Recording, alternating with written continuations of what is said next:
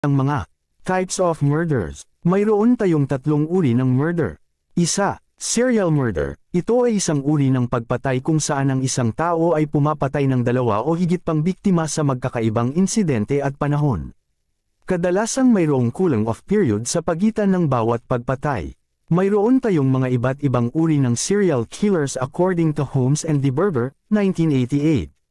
Sila ay ang mga visionaries. Pinaniniwalaan na ang mga ito ay nagsuffer ng psychosis at pinapatay nila ang kanilang biktima dahil mayroon silang narinig na bumubulong or mga nakikita.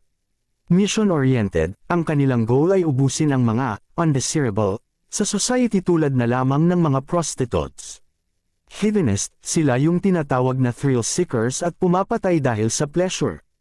Panghuli ay ang power, control, na enjoy sila na ipakita ang kanilang pagka-dominante at control nila sa mga helpless na biktima.